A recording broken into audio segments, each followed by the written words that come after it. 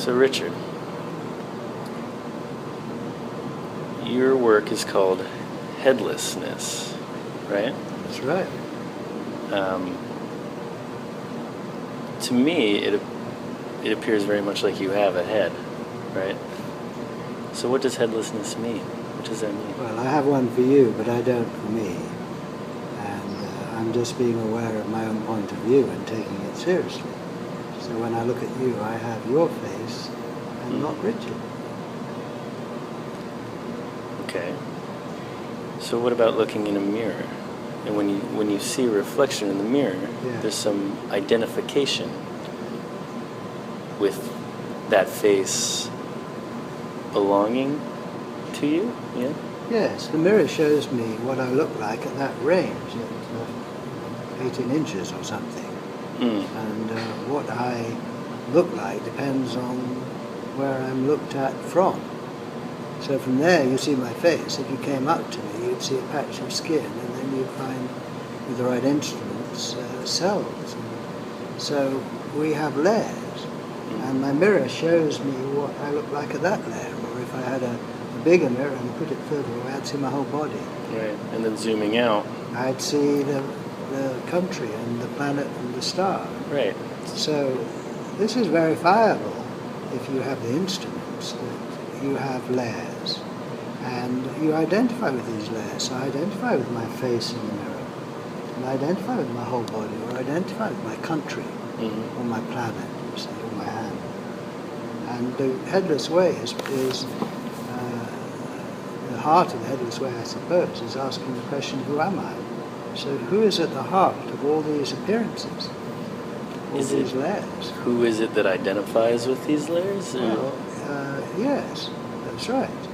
And the experiments that we use are for guiding our attention to what we are from our own point of view, rather than just going by what we look like to others. So, and here, my hands disappear into nothing. Yeah. So then what of just, even if I'm not looking at this water glass here, I can still look at it, look away, and look back, and it's still there. Yeah. So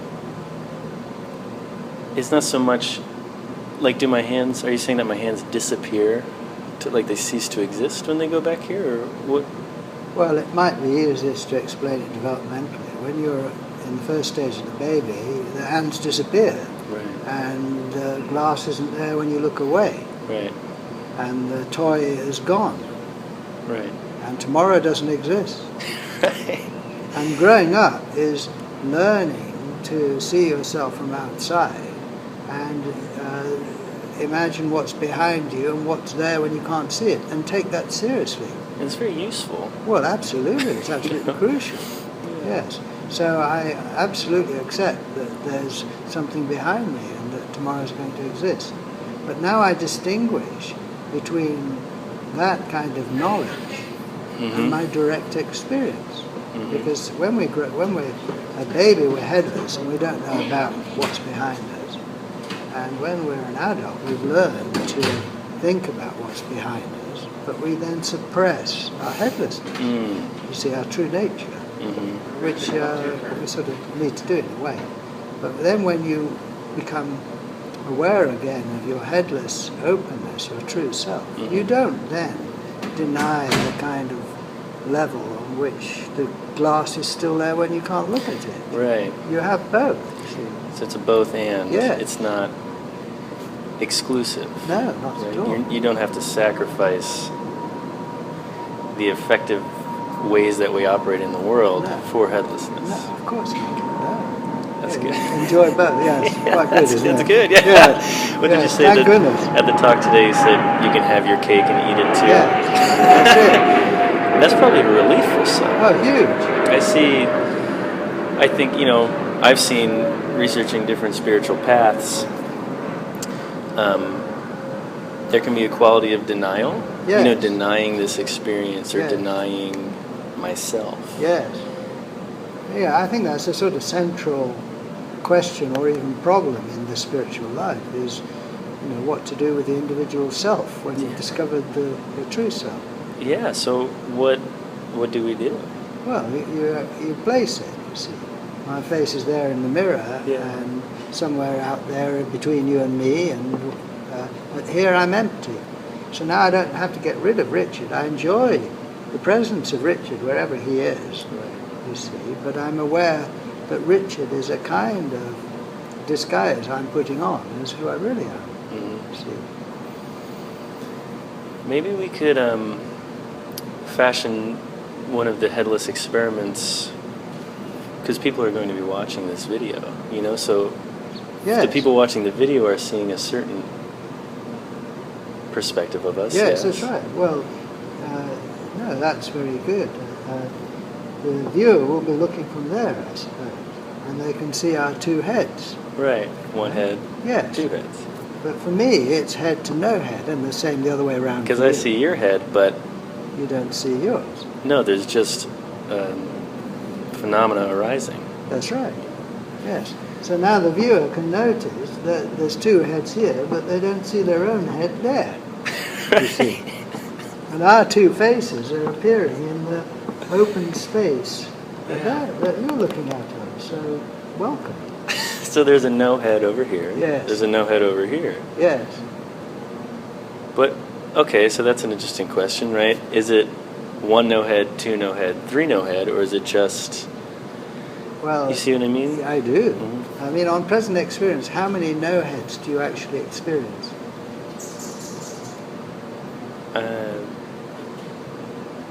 It's almost not even a number, it just is. But I mean, if we sort of relax a bit about words, sure, one, so, yeah. All right. So isn't that weird? Because you experience one, and I experience one, and you experience one. Yeah.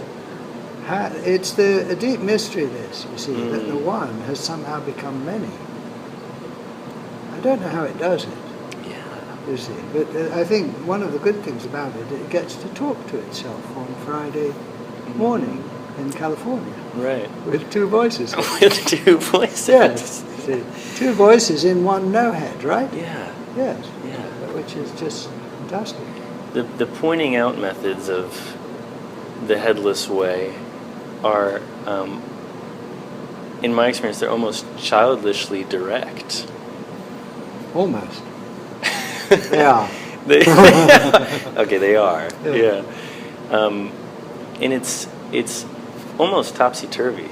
In a way, for me, it's extremely direct common sense, but it goes against like the logic that's been ingrained in me. Yes, of course. You see, as you're growing up, you start headless as the baby without words, without logic. You see, and you only know your own view. So you're the one, but you don't know you're the one. You don't know about others. You don't know you're the one. No. And growing up is not learning that you're the one, it's learning that you're Richard or Ben or whoever it is, right? And in other words, it's learning to see yourself from outside. And that's the social view. Mm-hmm. And you learn to, you find out which one you are, mm-hmm. and then you learn to take responsibility more or less for being that one. And, this is Richard speaking, and this is Richard moving his hands, mm-hmm. you see. So that is the process of growing up, is becoming a person, mm-hmm. which is really seeing yourself from outside. Mm-hmm. That's the kind of a way of looking at it. I'm seeing myself from there and taking responsibility for what you tell me I am, mm-hmm. in a way. Right. You see, and the mirror. But then when you see who you are, it's a very different perspective. Yeah. But that does not deny the social view. You've got both. See, it'd be ridiculous if it denied that view. But now you're taking seriously your own view, which, as you say, is very, very different from the social view. Absolutely. Yeah. There's some great experiments on Headless.org that are very much in line with what we just kind of did with the camera. Yes. And I was looking into them, and I was doing the experiments, and a lot of it is based off Harding's work. Yeah. Yes. And he was in the experiments that discussed how, from my direct point of view, just very directly, if I look down at my legs, they're actually extending upwards. I know, in the picture. Yeah, like if I was to draw myself as I am, directly, with no concept of spatial distance between things or perspective, my my whole experience is displaying outwards from this. Yes, that's right. And then the headlessness is where it's all coming from, or the void, would you say? Yes, I think that's a good way of putting it. Yeah. So then, between a state of headlessness and a state of headiness, where I have a head, right, where I assume that I have a head, what changes? Right? Like, is there a moment of realization where it's, wait a minute, I don't have a head, you know? Well, you see, I think the experience is immediate and total. You can't half see your headlessness, can you? No. And you can't see it just a little bit better today than yesterday. So you certainly never have half a head. No. It's all or nothing. Yes. But then what we think and feel about it changes, which is the realizations that come and go. And so those are different for each person, and we don't need to confuse the reactions we have to this neutral, non-verbal state with the neutral, non-verbal state. On the one hand is this openness that is non-verbal. You can't do it wrong. It's what you are. It's what you've always been. And on the other hand is your present reflection and reaction to it, like, you know, like wow, or so what. Right. But either is a valid reaction to the experience which is always available. Look, you see, if you point at your face, the viewer can try it. See, well, you're not. You're pointing at no face. Well, I am, anyway. And that is not dependent on how happy you're feeling, your mood, or whether you've meditated before. I mean, you can't see your face. No matter what you do. No, that's right. Yes. So whether or not you do anything with it, in other words, whether or not you go on being aware of it and kind of get into the habit of consciously being headless, you see, that is where it's going to make a difference to your life if you do that. So that's what I wanted to kind of get into, like the difference in one's life.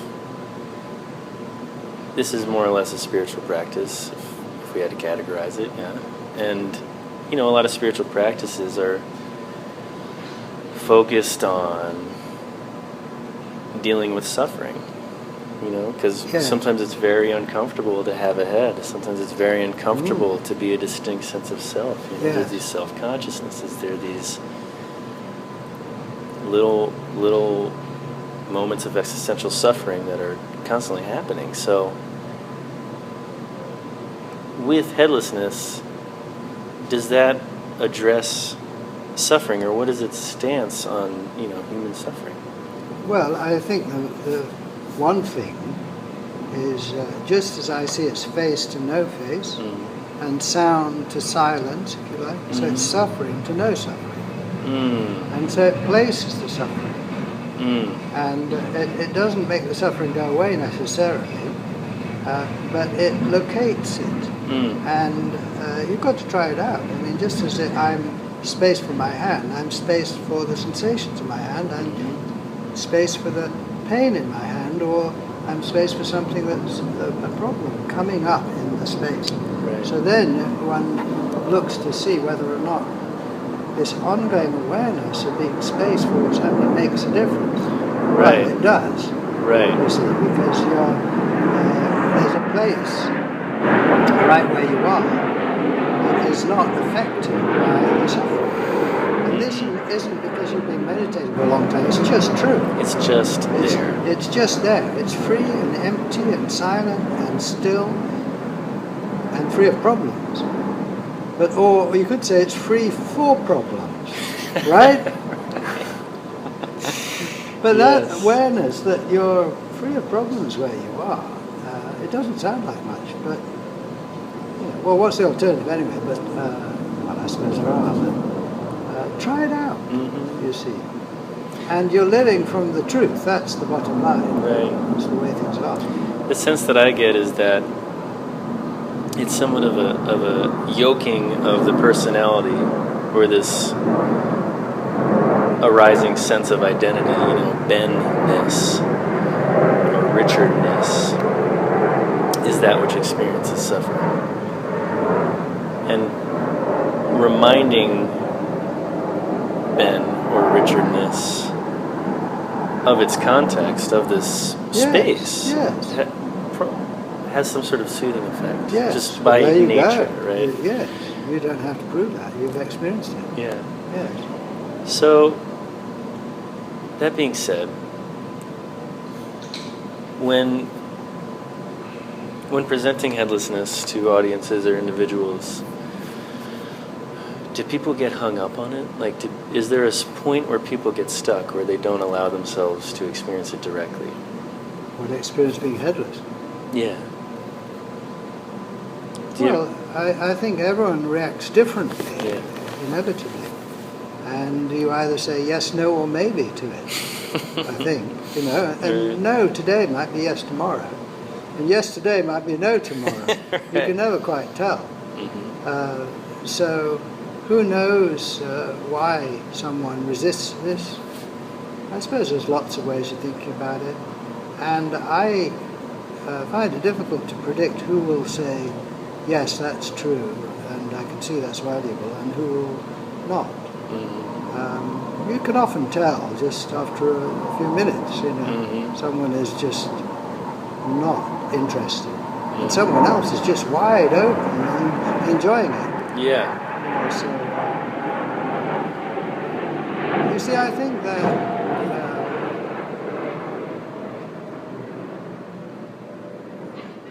the one seems to love having a whole range of reactions to itself. That's part of life, I suppose. So, are we talking about some form of enlightenment here? There's a lot of talk about enlightenment. Is that what we're talking about, or is that not relevant? Oh, well, I think that in my limited understanding of the ideas around enlightenment, this is the same thing. Mm. What else could it be? Right. But, if someone's talking about enlightenment and it isn't this, mm-hmm. it should be. It's so direct. Yeah. It's so direct. Yeah. I mean, what else are you talking about? Yeah. And does it take any time to see this? No. Do you have to prepare to see this? No. Do you have to be in any particular state to be, when you're seeing this? No. I'll go by my own experience rather than what somebody tells me. It's almost like pure scientific method. Just observing what's happening. Yes. Sound of the plane in the silence. Yes, because the sound of the plane has to occur in some medium. Right? Well, it does. It does. Yes. In silence. Yes. So part of you speak on headlessness, and you run the website headless.org. Yeah? Yes, with friends. With friends. Yes. Headless friends. Yes. And I'm making more and more friends, headless friends. You're a new headless friend, you see. Thank you. Yeah, of course. And it's equal, you see. This is the beautiful thing about it. Mm-hmm. This is a conversation amongst equals, isn't it? Mm-hmm. I'm not more headless than you. Right. I don't know more about the actual experience than you. Right. You don't have less of a head than I do. No. And so this is the point, is to meet others. The point for me, meet others who are enjoying this, if they're not, share it with them, and then find out how they react to it, and share the different reactions to this common experience. So it's very democratic or egalitarian. Egalitarian. I really value how you place an aspect on the enjoyment. You place a lot of emphasis on the enjoyment aspect. Yes. It's great fun, really, isn't it? I mean, it's so funny. I'm having fun. Yeah, it's hilarious. Do a workshop and say, okay, we're going to go straight to the experience. Yeah. Go straight to the experience. Just notice you can't see your head now. And you just wait to see what everyone's reaction is. Okay, now do this, watch your hands disappear. Well, you can see people trying that kind of thing. Is he really, asking us to take him seriously? Yes. As a matter of fact. Yeah, But you see, the thing is, it is so obvious and immediate that you can do that. You can start right with it. You don't have to lead people slowly towards it and prepare them. Because if it was anything else, you probably would have to do that. Mm-hmm. But because it's so immediate, it really is, so obvious and available, you can go straight for it. And it's the most familiar thing for people. So, I mean, then, in a workshop, part of my job is just to keep our attention as a group on this. Mm-hmm. And keep guiding people in different ways back to the place they're looking out of, or the place they're listening from, or thinking from. Just a constant turning towards. Yes. Because normally, in a group, where our attention is being directed away from it, Mm-hmm. in normal social groups, our attention is being directed to ourselves as objects and others as objects, which is fine. But now, let's keep that going, but also include subject. Right. It's funny because I hear you talk about that, and I realize that how could you could be focused outwards, but how could you be anywhere but headless? Yeah, you couldn't. See. I know. It's so natural and familiar. Mm-hmm. And everybody's birthright, as they say. Well, it's true. So is there a wrong time for headlessness? Like in your therapeutic practice, would you ever think to yourself, you know what, maybe this practice isn't healthy for this person's conception of self right now. Maybe we need to work on some details. I only introduce headlessness if someone asked for it. Coming to this conference and doing workshops, everyone's come for it. Right. So that's up front. But in ordinary life, I wouldn't, in a therapy session, I wouldn't introduce this. Mm-hmm. They haven't come for this. Right. I just be it, though. Right. And I be it for me and them, because when you be it for yourself, you be it for everyone, because there's only one. Right? So, I mean, I'm being it for you now, whether you like it or not. You can't stop me. It's very kind. You're welcome. But so therefore, the sharing of it is a kind of important but secondary thing. Important but secondary. Yes, very important, I would say. But you are sharing it non-verbally just by being aware of it. You're broadcasting it. And of course, if someone then asks about it, all right, well, I'll share my experience then.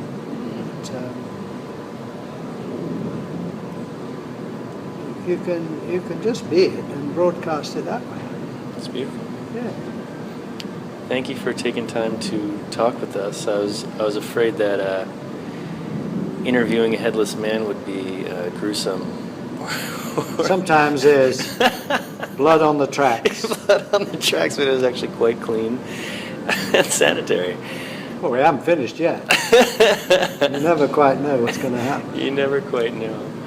But is there anything else you'd like to say or inform people who are watching this? Or well, it's your birthright, and go to the website and look at the experiments, and you're welcome to join us on the free video Google Hangouts. If you're drawn towards meeting others who are enjoying being headless in their own way, there's ways and means, even if you are somewhere on your own.